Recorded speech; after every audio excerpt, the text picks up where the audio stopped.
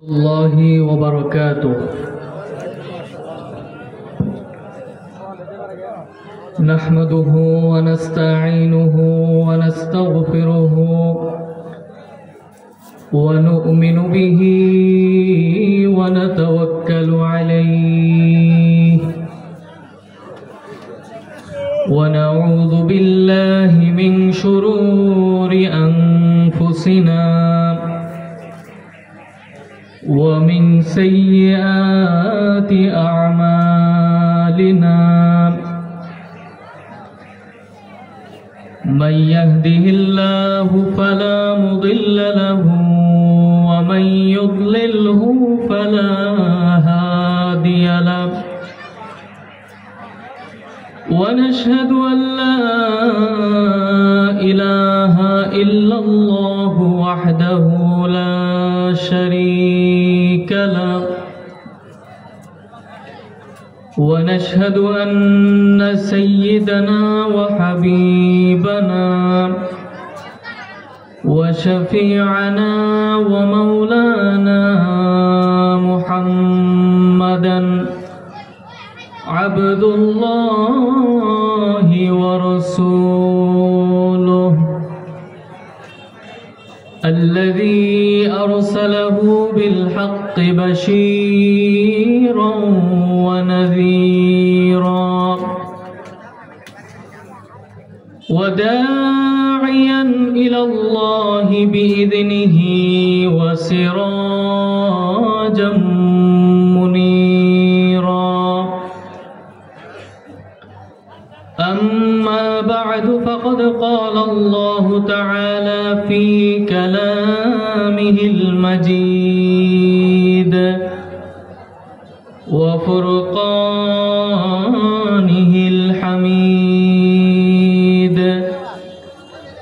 أعوذ بالله من الشيطان الرجيم. بسم الله الرحمن الرحيم.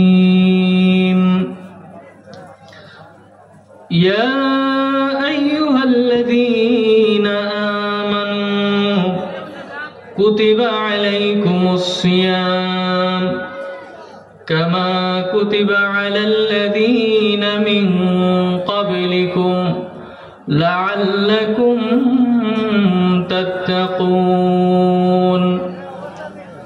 وقال النبي صلى الله عليه وسلم من صام رمضان إيمانا واحتسابا غفر له ما تقدم من ذنبه.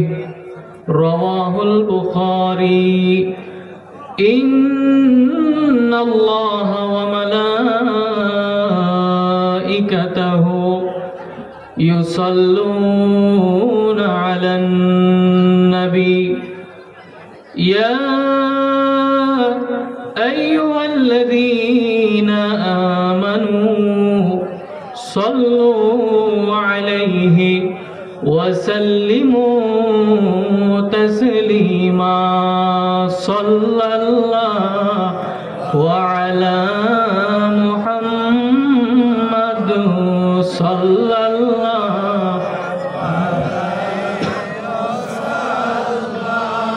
صلى الله على محمد صلى الله محمد سيد الكونين والثقلين والفريقين من عرب ومن عجم. صلى الله وعلى محمد صلى الله صلى الله على محمد صلى الله. نبينا الآمر الناهي فلا أحد أبر في قول لا منه ولا نعمي صلى الله على محمد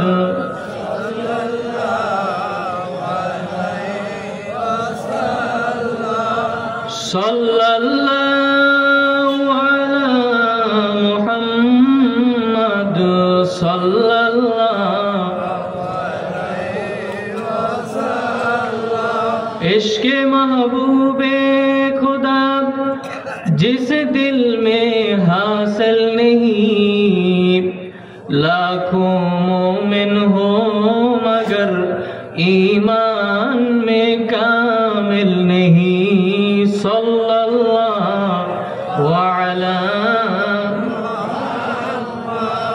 सल्लल्लाहु अलैहि सल्लल्लाहु अला मुहम्मद सल्लल्लाहु अलैहि वसल्लम। अल्लाहुम्मा सल्ली व सल्लिम व बारिक अलैहि।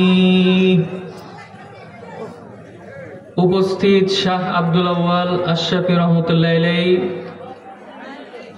42তম বার্ষিক ইসালে সওয়াব উপলক্ষে ওয়াজ ও দোয়ার মাহফিলের আজকের মাহফিলের সম্মানিত প্রধান অতিথি, বিশেষ অতিথি এবং উক্ত দরবার শরীফের বর্তমান গদ্দিনিশীন পীর সাহেব হুজুর কিবলা সহ উক্ত দরবারের মুহিব্বিন সালিকিন সকলকে জানাই আমার অন্তঃস্থল থেকে সালাম। আসসালামু আলাইকুম ওয়া রাহমাতুল্লাহ। মুআজ্জাজ হাজিরিন, আল্লাহ পাকের দরবারে অসংখ্য শুকরিয়া যে আল্লাহ তাআলা আমাদেরকে এই ফিতনার জামানায়, যখন চতুর্দিকে ফিতনার ছড়াছড়ি, বাতিলের ছড়াছড়ি, সেই মুহূর্তেও একটি হক তরিকা সিলসিলার সাথে আল্লাহ তাআলা আপনাদেরকে সংযুক্ত রেখেছেন। এই জন্য আমরা আরেকবার শুকরিয়া আদায় করি, বলি আলহামদুলিল্লাহ। হাজরিন, কিছুক্ষণ সময় আপনাদের সম্মুখে কয়েকটি কথা বলার উদ্দেশ্যে পবিত্র কুরআনুল কারীম থেকে আমি একটি আয়াতে কারিমা তেলাওয়াত করেছি এবং বুখারী শরীফের একটি সহিহ হাদিস আপনাদের সম্মুখে আমি পেশ করেছি। ইনশাআল্লাহ অল্প যেই সময়টুকু আপনাদের সম্মুখে কথা বলবো, এই আয়াতে কারিমা এবং এই হাদিসখানাকে সামনে রেখে কয়েকটি কথা বলার এবং শুনবার মতো আল্লাহ তাআলা আমাদেরকে তৌফিক দান করুক, আমরা বলি আমিন। হাজরিন, এই আয়াতে কারিমা এবং এই হাদিসখানার মধ্যে মহান আল্লাহ রাব্বুল আলামিন এবং আমাদের প্রিয় নবী হযরত মুহাম্মদ সাল্লাল্লাহু আলাইহি ওয়াসাল্লাম একটি গুরুত্বপূর্ণ বিষয়ে আমাদেরকে ওয়াজ নসিহত করেছেন। সেই বিষয়টি হলো রোজা তথা আল্লাহ তাআলা যেই সকল ইবাদত বান্দার প্রতি ফরজ করেছেন, আবশ্যক করেছেন, সেই ফরজ ইবাদতগুলোর মধ্যে অন্যতম একটি ইবাদত হলো রোজা, ঠিক কিনা? তো এই বিষয়ে কথা বলার অন্যতম আরেকটি উদ্দেশ্য হলো আল্লাহ রাসূল সাল্লাল্লাহু আলাইহি ওয়াসাল্লাম মানুষদেরকে যখনই নসিহত করতেন, সাহাবায়ে কেরামকে যখন নসিহত করতেন, তখন সাহাবাই কেরামদের অবস্থা অনুযায়ী তিনি নসিহত করতেন। বলুন না সুবহানাল্লাহ। যেমনি ভাবে হাদিসের মধ্যে এসেছে, এক সাহাবী আল্লাহ রাসূল সাল্লাল্লাহু আলাইহি ওয়াসাল্লামের নিকট আসলেন। আসার পরে আল্লাহ রাসূলকে বললেন, ইয়া আল্লাহ রাসূল, ইয়া রাসূলুল্লাহ আউসিনি, যে হে আল্লাহর রাসূল, আমাকে আপনি কিছু বিষয় নসিহত করুন। তখন নবীজি ওই সাহাবীকে বললেন, লা তাগদাব, তুমি রাগ করবে না। বলুন না সুবহানাল্লাহ। ওই সাহাবী মনে মনে চিন্তা করলেন যে আল্লাহর নবীর কাছে আসলাম, আল্লাহ রাসূল আমাকে কিছু নসিহত করবেন, কিন্তু উনি শুধু একটি কথাই বললেন যে লা তাগদাব, তুমি রাগ করবে না। তো ওই সাহাবী পরপর 3 বার একই প্রশ্ন করলেন। নবীজি 3 বারেই তাকে একটা উত্তরই দিলেন, সেটি হলো লা তাগদাব, তুমি রাগ করবে না। বলুন না সুবহানাল্লাহ। তার মানে বিষয়টা হলো যে আল্লাহ রাসূল বুঝতে পেরেছিলেন, সেটা ওহীর মাধ্যমে হতে পারে অথবা অন্য কোনো সাহাবায়ে কেরামের মাধ্যমে জানতেন যে ওই সাহাবীর মধ্যে যে বিষয়টি ছিল অধিক রাগ। বলুন না সুবহানাল্লাহ। এই জন্য উনাকে রাগের বিষয়ে নসিহত করার জন্য তিনি প্রয়োজন মনে করলেন। এই জন্য 3 বারই তিনি বললেন লা তাগদাব। বলুন না সুবহানাল্লাহ। এই জন্য আল্লাহ রাসূল সাল্লাল্লাহু আলাইহি ওয়াসাল্লামের একটি অন্যতম সুন্নাত পদ্ধতি হলো, তরিকা হলো মানুষদেরকে অবস্থা অনুযায়ী আলোচনা করা। তো এই সুন্নতকে পালনের লক্ষ্যেই আজকের এই রোজা বিষয়টিকে আমি বাছাই করেছি। তার কারণ হলো রমজান মাস আমাদের থেকে খুব কাছে না দূরে? বলুন দেখি, রোজার মাস কি আমাদের থেকে খুব কাছে না দূরে? তো প্রতি বছর একটি মাসের জন্য এই রমজান মাস আল্লাহ তাআলার পক্ষ থেকে আমাদের জন্য এসে থাকে নিয়ামত স্বরূপ। কিন্তু এই রমজানের গুরুত্ব, ফজিলত এবং এই রমজানে কি কি আমল করা যাবে, কি কি করা যাবে না, আমরা এই ব্যাপারে খুবই গাফেল এবং উদাসীন থাকি। যেহেতু বৎসরে মাত্র একটি মাসের জন্য রমজানের মতো একটি বড় নিয়ামত আল্লাহ তাআলা বান্দাদেরকে দিয়ে থাকেন, আমাদেরকে দিয়ে থাকেন, তার জন্য রমজানের আগে থেকেই আমাদের কিছু পরিকল্পনা কিংবা সিদ্ধান্ত নেওয়ার প্রয়োজন আছে কি নাই? কে হাজরিন, রমজানের আগে রমজানের প্রস্তুতি নেওয়ার প্রয়োজন আছে না নাই? আছে। যদি প্রয়োজন থাকে তাহলে সেই প্রয়োজন মোতাবেক আমাদেরকে আমল করতে হবে, কাজ করতে হবে, ঠিক কিনা? যেহেতু রমজান মাস আমাদের খুবই সন্নিকটে, সেই জন্য রমজানের প্রস্তুতি আমাদের এখন থেকেই নেওয়া উচিত। আমরা যদি কোনো সফরে যাই, কাছে কিংবা দূরে, আমরা 1 দিন আগ থেকে 2 দিন আগ থেকে প্রস্তুতি নেই, বা আমরা কয়েক মাস আগ থেকে অনেক পরের বিষয়কে আমরা সিদ্ধান্ত নিয়ে থাকি যে আমি অমুক মাসে এই কাজটা করব। তো দুনিয়াবি কোনো কাজের ক্ষেত্রে আমরা যতটুকু অ্যাক্টিভ থাকি, সচেতন থাকি, আখিরাত কেন্দ্রিক কোনো কাজে আমরা অতটা সচেতন নই, ঠিক কিনা? এই জন্য হাজরিন, আসুন আমরা রমজানের গুরুত্ব, ফজিলত এবং রমজানের প্রস্তুতি আমরা কিভাবে নিতে পারি এই বিষয়ে আমরা সংক্ষেপে কিছু কথা বলবো। আল্লাহ তাআলা আমাদেরকে বলার এবং আমল করার তৌফিক দান করুক। আমরা বলি আমিন। হাজরিন, বলুন দেখি, রমজানের এই রোজা, এটি কি ফরজ না নফল? ফরজ না নফল?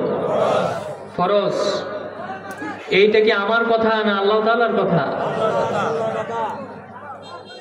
আল্লাহ তাআলা পবিত্র কোরআনুল কারীমে ইরশাদ করেছেন, আমি ভূমিকার মধ্যে আয়াতখানা তেলাওয়াত করেছি। বিসমিল্লাহির রহমানির রহিম। ইয়া আইয়ুহাল্লাযীনা আমানু কুতিবা আলাইকুমুস সিয়াম কামা কুতিবা আলাল্লাযীনা মিন ক্বাবলিকুম লাআল্লাকুম তাত্তাকুন। বলুন না সুবহানাল্লাহ।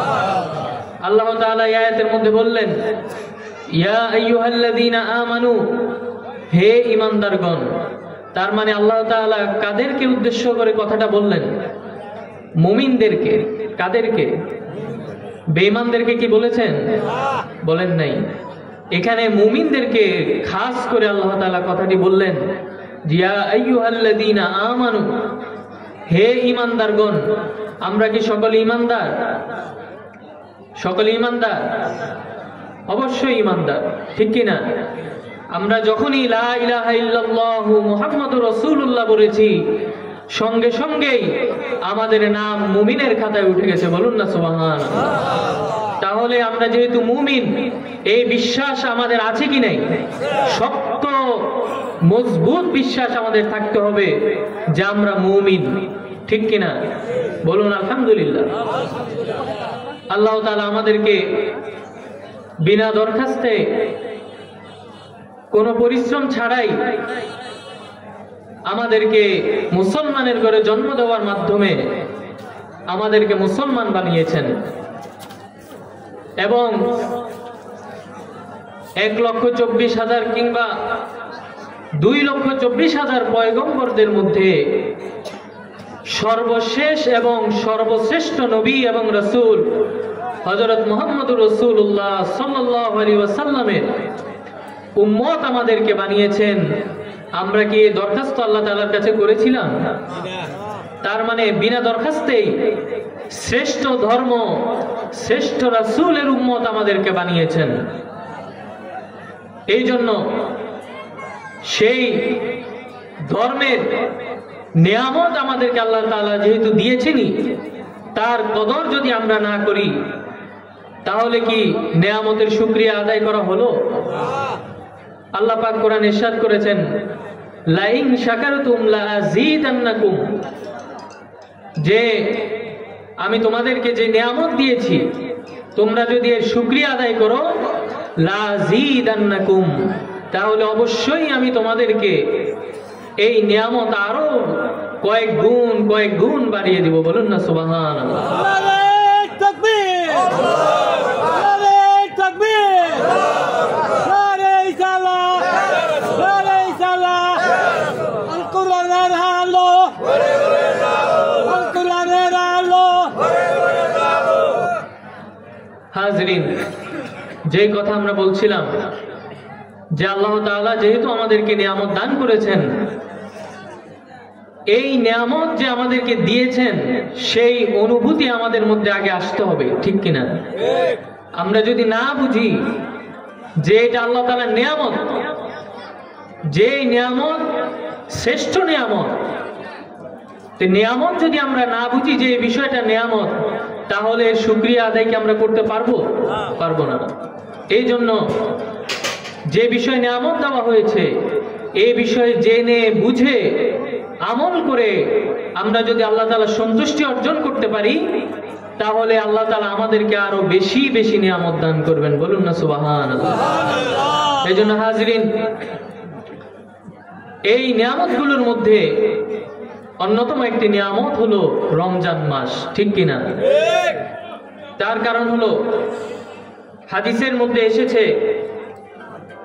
আল্লাহ রাসূল সাল্লাল্লাহু আলাইহি ওয়াসাল্লাম ইরশাদ করেছেন, মান সামা রমাদানা ঈমানান ওয়া ইহতিসাবান গুফিরা লাহু মা তাকদ্দামা মিন যামবিহি। বলুন না সুবহানাল্লাহ। সহিহ বুখারী শরীফের হাদিস। আল্লাহ রাসূল সাল্লাল্লাহু আলাইহি ওয়াসাল্লাম ইরশাদ করেছেন, নবীজির কথা এটা কি কখনো মিথ্যা হতে পারে? যদি এই বিশ্বাস না থাকে, ঈমান থাকবে? থাকবে না। তাহলে যেহেতু নবীজি বলেছেন মান সামা রমাদানা ঈমানান ওয়া ইহতিসাবান, যে ব্যক্তি ঈমান এবং সওয়াবের আশায় রোজা রাখবে, আল্লাহ তাআলা তার অতীতের সমস্ত গুনাহ ক্ষমা করে দিবেন। বলুন না সুবহানাল্লাহ। আল্লাহ রাসূলের কথা অবশ্যই সত্য, ঠিক কিনা? যদি তাই হয়ে থাকে, আমরা যদি ঈমান এবং ইহতিসাবের সাথে আমাদের রোজাগুলো আমরা রাখতে পারি, তাহলে আমরা এই আশা করতে পারি যে এর বিনিময়ে আল্লাহ তাআলা আমাদের পিছনের সমস্ত গুনাহ ক্ষমা করে দিবেন। বলুন না সুবহানাল্লাহ। তাহলে এই রোজা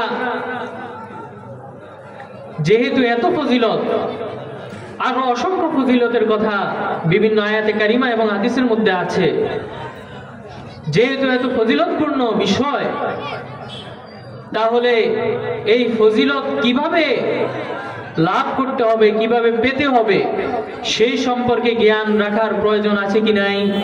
আছে। যেহেতু গুরুত্বপূর্ণ এবং এত ফজিলতপূর্ণ একটা বিষয়, সেহেতু এই বিষয়টা সম্পর্কে আমাদেরকে বুঝতে হবে যে কিভাবে এই রোজা রাখলে, কিভাবে এই রমজান মাস আমাদের কাটালে আল্লাহ তাআলা আমাদেরকে এই নিয়ামতের অংশীদার করবেন, ঠিক কিনা? হাজরিন, শাব্দিকভাবে যদি আমরা সিয়ামের বিষয়টা বুঝি, রোজা শব্দের আরবি হলো সিয়াম। রোজা শব্দটির আরবি কি? সিয়াম। সিয়াম শব্দের শাব্দিক অর্থ হলো বিরত থাকা। বাংলা অর্থ কি? বিরত থাকা। এছাড়া অসংখ্য অর্থ রয়েছে, যেমন আত্মসংযম করা। কি থেকে বিরত থাকা? শরীয়তের পরিভাষায় নির্দিষ্ট সময়ে, নির্দিষ্ট নিয়মে আল্লাহ তাআলার সন্তুষ্টি লাভের আশায় পানাহার এবং সকল ধরনের পাপাচার থেকে বেঁচে থাকার নাম হলো রোজা। বলুন না সুবহানাল্লাহ। তাহলে বলুন দেখি, আমরা যদি বাহ্যিকভাবে রমজানের রোজাগুলো রাখি, সারাদিন উপোস থাকলাম, পানাহার থেকে বিরত থাকলাম, কিন্তু পাপাচার থেকে দূরে থাকলাম না, তাহলে রমজানের যে ফজিলত আল্লাহ তাআলা এবং আল্লাহ রাসূল আমাদের জন্য ঘোষণা করেছেন, সেই নিয়ামত কি আমরা পাবো? কি হাজিরিন বলুন, পাবো? পাবো না। যেহেতু বলা হয়েছে পানাহার এবং পাপাচার থেকে বিরত থাকতে হবে, শুধু সারাদিন উপোস থাকলাম, না খেয়ে থাকলাম, এর নাম কিন্তু রোজা নয়, ঠিক কিনা? এই রোজার আরো উদ্দেশ্য রয়েছে। কি উদ্দেশ্য? আপনাদের সম্মুখে যে আয়াতে কারিমা তেলাওয়াত করেছি, শেষাংশে আল্লাহ তাআলা বলেছেন লাআল্লাকুম তাত্তাকুন, যে তোমাদের উপর রোজাকে ফরজ করা হয়েছে, এর একমাত্র উদ্দেশ্য হলো, একমাত্র কারণ হলো যে লাআল্লাকুম তাত্তাকুন, যাতে করে তোমরা মুত্তাকি হতে পারো। বলুন না সুবহানাল্লাহ। তাহলে রমজানের রোজা আল্লাহ তাআলা আমাদেরকে দেওয়ার উদ্দেশ্য কি? মুত্তাকি হওয়া। কি হওয়া? মুত্তাকি কাকে বলে? যে ব্যক্তি আল্লাহকে ভয় করে তাকে মুত্তাকি বলা হয়। এটা হচ্ছে সহজ সংজ্ঞা। অনেক সংজ্ঞা রয়েছে। যে আল্লাহ তাআলার ভয়ে সকল গুনাহ থেকে বিরত থাকা এবং তার সকল আদেশ মেনে চলা, এর নামই হলো তাকওয়া তথা মুত্তাকি। বলুন না সুবহানাল্লাহ। তাহলে আমরা যদি রমজানের রোজা রাখি, সারাদিন উপোস থাকি, রোজাও রাখলাম, বিড়িও খাইলাম, রোজাও রাখলাম, খারাপ কাজও করলাম, তাহলে আমার এই রোজার মৌলিক উদ্দেশ্য কি আদায় হবে? এই রোজার যে ফজিলত আল্লাহ তাআলা, আল্লাহ রাসূল সাল্লাল্লাহু আলাইহি সাল্লাম বর্ণনা করেছেন, তার ভাগীদার কি আমরা হতে পারবো? তাহলে রোজা শুধু রাখলেই হবে না, সেহরি ইফতার করলেই শুধু হবে না। রোজার যে মৌলিক উদ্দেশ্য, মৌলিক যে উদ্দেশ্যে আল্লাহ তাআলা রোজা আমাদেরকে দান করেছেন, সেই উদ্দেশ্য যদি আমাদের হাসিল না হয়, তাহলে আমরা মৌলিক উদ্দেশ্য থেকে দূরে সরে যাওয়ার কারণে রোজার মাধ্যমে যে ফজিলত লাভ আমাদের হওয়ার কথা ছিল, সেইটা কি আমরা লাভ করতে পারবো? পারবো না। আল্লাহ তাআলা আমাদেরকে যাতে যে উদ্দেশ্যে রোজা দান করেছেন, রমজানের নিয়ামত দান করেছেন, সেই উদ্দেশ্যেই যাতে আমরা রোজা রেখে পরিপূর্ণ মুত্তাকি হতে পারি, সেই উদ্দেশ্যেই আমাদেরকে চলার তৌফিক দান করুক। আমরা বলি আমিন। সকলে দুরূদ শরীফ পড়েন, সাল্লাল্লাহু আলাইহি